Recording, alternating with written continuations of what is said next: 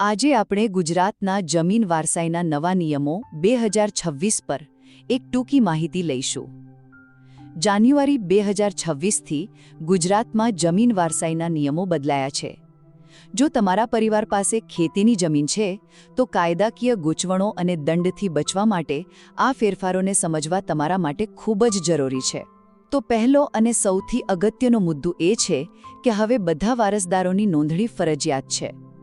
મતલબ કે જમીન માલિકના મૃત્યુ પછી એમના બધા જ સીધી લીટીના વારસદારો એટલે કે દીકરા અને દીકરીઓ બધાના નામ રેકોર્ડ પર ચડાવવા જ પડશે.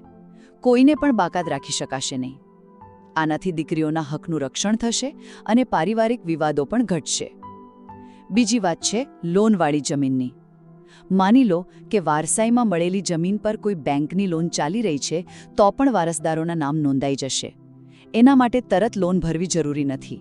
પણ હા, જો તમારે એ જમીન વેચવી હોય કે એના ભાગ પાડવા હોય તો પહેલાં લોન પૂરી ભરીને બેંક પાસેથી એનઓસી લેવું પડશે.